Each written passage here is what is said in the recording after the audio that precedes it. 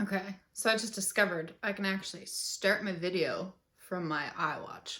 Beautiful. Much better than trying to smoothly roll back. Welcome to Cupcakes and Crankshafts. I'm Kevin. If you didn't see my intro video already, 30-year-old millwright here to talk to you about my experiences in trades. So first things first, I had to set up a swear jar. Sent my intro video to my mom to be like, okay, what do I need to do? What should I change? How is it?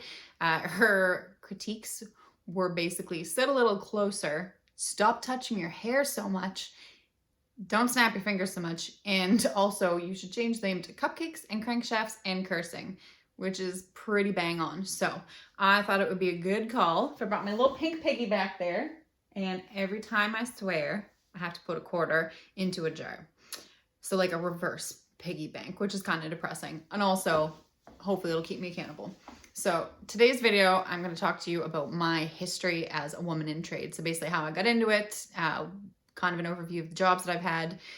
I tried to do like a run through of this already, and it was literally half an hour of me talking, which is not a quick overview of all the jobs I've had. So I'm actually going to try to keep it pretty short and sweet this time around. And we haven't had to bust out the piggy bank yet, so I'm good. Shit, but I snapped. I think I'm gonna do one for snapping and one for money, so hold on. What else do we have here? Okay. That's gonna be our swear jar. That's our snap jar. We'll see how many dollars we have at the end of this, like 10, 15 minutes or whatever it is. Okay. First one into the snapping. I feel like I should be sitting on my hands so that I'm not snippety snapping away. All right, so how did I get into this? You're wondering. How did I become a millwright? It was actually by accident. Growing up, I actually wanted to be a psychologist. So for the longest time, my plans were to go to McGill University. I was going to be a psychologist. I was going to help people. Then when I turned 16, I got my first car. It was a hand-me-down. It had seen better days, but man, I love that car. It's 2003 Saturn SL2, and ooh, she needed a little bit of love and needed a little bit of work. Like I remember at one point, the starter went in it when I was down at Point Pleasant Park. If you're from the Halifax area, you know what I'm talking about. If you're not, it's basically a big park on the Halifax waterfront where people bring their cars and everybody meets up and shoots the shit. And so I bring my little rust bucket down there, no shame whatsoever. Until this one day when the starter went. Everybody emptied out of the park, couldn't get my car to go. I actually had to get my friends to get out and like give me a push, like actually give me a running start so that I could jumpstart my car, like popping the clutch. Anyway, there was just constantly things like going wrong with this car. It always needed work. And my next couple cars after that were older and needed work too. So it kind of got me interested in like how the stuff was breaking down, why it was breaking down, how to replace it. I thought it'd be super cool to know how to actually fix vehicles like my own and other people's. So for a little bit, I played around with the idea of being like an automotive tech. My high school didn't have courses at that point where you got to play with trades other than, I think we did electrotech, and there was like a shop class for carpentry or whatever. I did electrotech. I have a fond memory of actually setting something on fire and then just knee-jerk reaction trying to grab water to put it out. If you've ever seen an electrical fire, you don't use water to put it out. It doesn't work. Needless to say, I did not go into electrical, probably for good reason and doing the world a service there. But beyond that, there was no real exposure for me for trades as a whole. So for a couple of years, like I said, kind of toyed around through high school thinking I wanted to be an automotive tech. I worked at Canadian Tire in the parts department. That was kind of my first like little baby step into like a more male dominated area. So after I graduated high school, I wasn't positive that automotive was the right like route for me. I think everybody kind of sees it as like Fast and Furious, and I myself too thought that it would be very glamorous and kind of like souping up cars and doing all kinds of fun stuff. The reality of it is not as Fast and Furious. So I got the book from our local college, Nova Scotia Community College, and they give you an overview of like all the courses, whatever your materials are going to be, breakdown of each semester, tuition prices and stuff. So the two courses that kind of caught my eye that I found were kind of relatable to automotive, but completely different areas, were either aviation mechanical engineering or diesel engine repair. Aviation mechanical engineering was a 2-year course and it was $20,000 per year. The diesel course was $3,500 a year, and it was just 1-year course. I had to pay for school myself. I actually worked 2 jobs putting myself through school, and I had to move to a different city in order to go to college. So the most realistic thing for me at the time was to do diesel, and honestly it's the best decision I could have made. I'm still super close with my instructor. He and his wife are basically like family to me. Learned a ton. I actually love engines. I did really well in school. I actually graduated with honors. Yeah, okay, so that's the very beginning. I decided I wanted to learn how to fix diesel engines. So I graduated my course and didn't realize how hard it was going to be to get work fresh out of school. This is where I can go off on tangents forever. And again, I don't have very much human contact. I talk a mile a minute. And that could be a whole video on its own. But needless to say, it took a little while to actually break into a job. When I was in school, like I said, I actually worked 2 jobs. So I did parts and service, and worked in the garage at my local Canadian Tire. So I did like tires and oil changes while I was in school. And then I also taught on Fridays at the college itself. So they had this program where they'd bring in high school students, and for 5 weeks they would get to learn kind of the overview of all the different courses that NSCC offered. And I actually got hired on to do the diesel engine basics, which was super cool. So did that all through college. Kept doing it after I graduated college for the next year. Slammed out applications everywhere. I remember applying at like Penske's for trucking. As soon as they heard that I was a girl, they literally shut me down real quick. I was applying at all the dealers, so like CAT and stuff. They didn't want apprentices. They didn't want people without experience, which is obviously difficult if you don't have experience and you are an apprentice. So I ended up putting in an application at, I think it's called Regroup now, but it's the garbage disposal company. So it's the garbage trucks that come around and literally get your bags, or they get your green bins, like whatever the case is, wherever you're living. So I applied there to be a truck and transport mechanic. Got an interview, which was amazing to me at that point because I had gotten shot down so many times for so many applications I put out there. But he was kind of smarmy, but like I said, he gave me a shot, so I was super excited about this job. I went out, got my class 3, which is your air brake endorsement. If you don't know already, you can drive everything up to a semi, basically. So yeah, super stoked. Got that first job. Was supposed to be like indentured as an apprentice. Get in there. Wasn't that at all. We'll do that in a separate video. I could go on forever about that. Needless to say, didn't last very long. I spent about 4 months greasing these garbage trucks. Didn't actually do any real mechanical work. Decided to leave that job and pursue other avenues. Still working again at the college, teaching on Fridays, and actually got hired on at the Halifax Irving shipyards as an engine fitter. So I was the first female engine fitter they'd hired since the war, which was like super cool. I was super duper proud of that. I ended up having to stop teaching at the school because I had to do this like Monday to Friday gig kind of thing. Yeah, so I spent just about 4 years at the Halifax Irving shipyards. Towards the end of my time there, I wasn't getting a whole lot of hours, so my apprenticeship was really dragging. I started throwing out applications to companies out west, and out west meaning like the Alberta oil field. I was living in Nova Scotia at the time. Got hired on as a construction millwright for a company out there doing new well pad construction on a SAGD site. Spent about 2 years there. Awesome experience. Loved the job. Actually loved my work. It was probably the most freedom that I've had in a job ever. But that kind of dried up. We finished the construction, living in Nova Scotia. It was expensive for them to fly me, so I ended up getting laid off, and that was the end of that love affair there. I moved to Vancouver Island 2016, figured for many reasons that it was a good call to pick up my life, start over. Thought it'd be a little bit easier to find jobs. I ended up landing, I'm gonna have to bust out my resume for this because here, friends, this is why I feel like I have oodles of stories for you. I've had so many friggin' jobs over the years. Okay. No. Yep, we did the shipyards. We did Conoco, Surmont Phase 2. Yeah, that was the construction gig. Okay, so the next one I went to, the first job that I had when I was living on Vancouver Island, was with PCL. 10 out of 10, would not recommend. That was at Suncor Fort Hills, secondary extraction. Not a great job. We got some stories about that. We'll get into that later, but I spent 4 months there.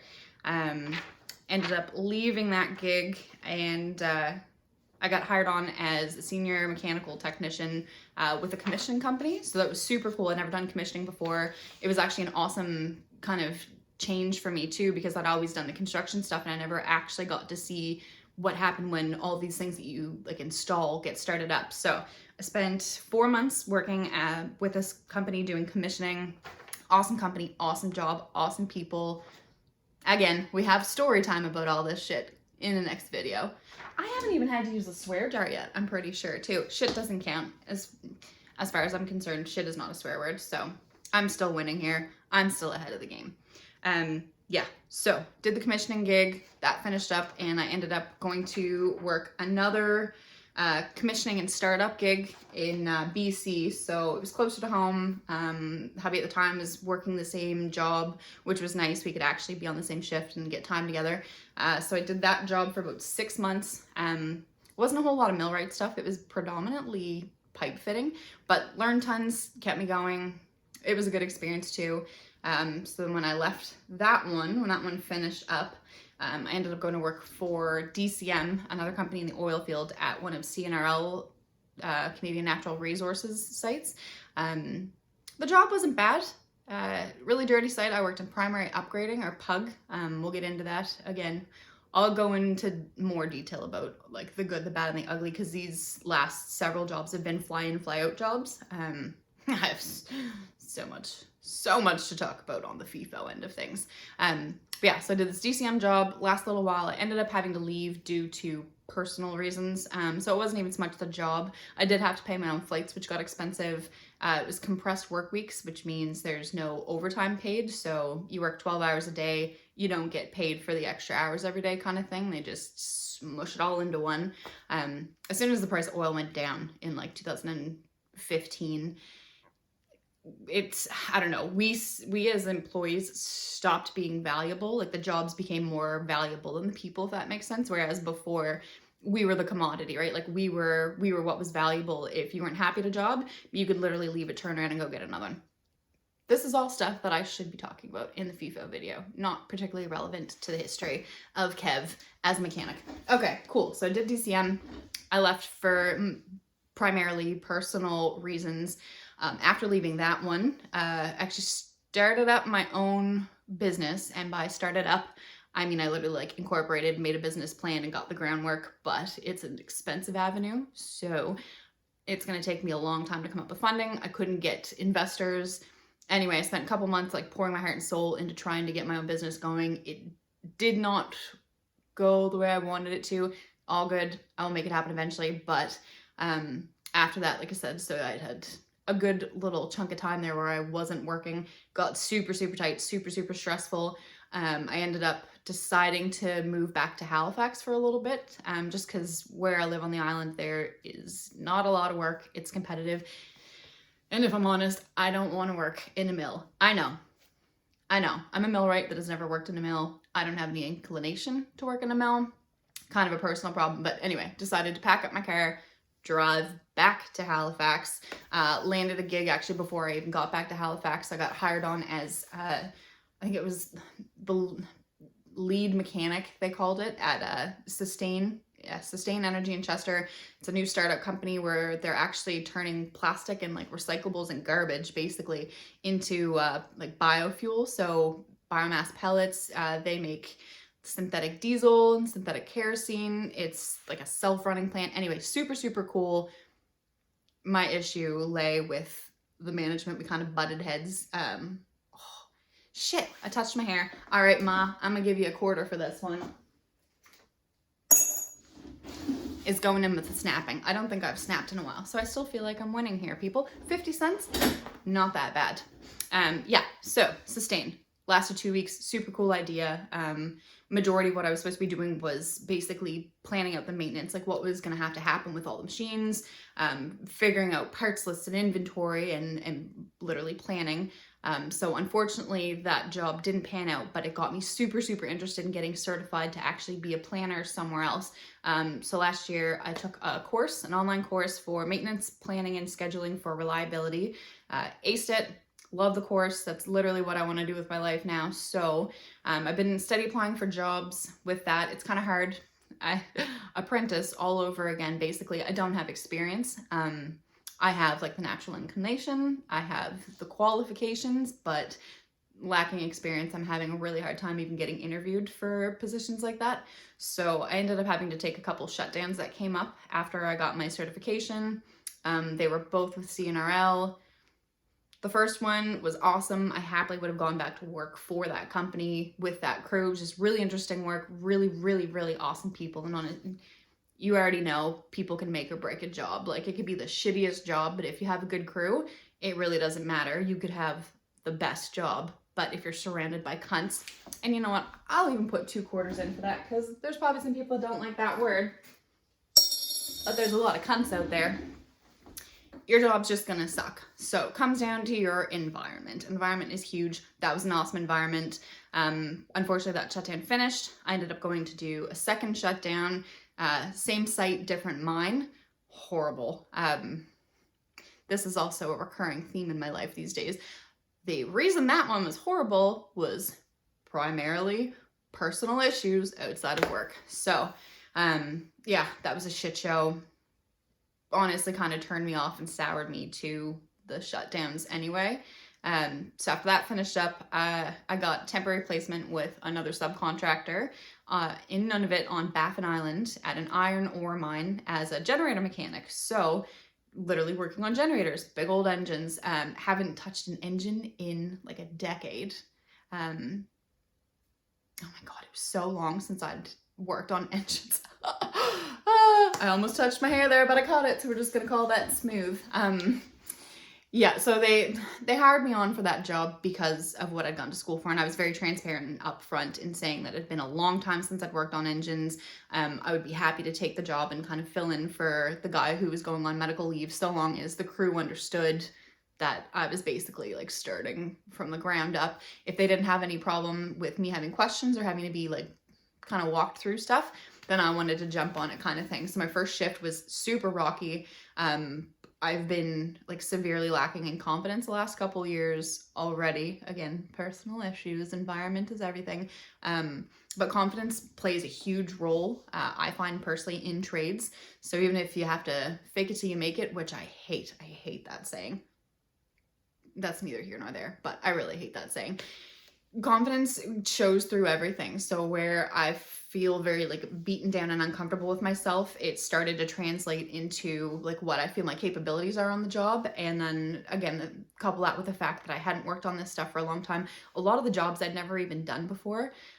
Yeah, I probably looked like a cow to these guys, but they were such a good crew. They had no problem answering questions. I learned a ton. Second shift was a bit easier because I'd already learned a bit from my first shift. I tried to brush up a little bit on my days off for the stuff that I knew weren't my strengths. Anyway, by the third shift, it was awesome. Like I was just drinking it up, right? Like, doesn't matter where you go, because this is like a little piece of advice for anybody who's doing trades or anything really.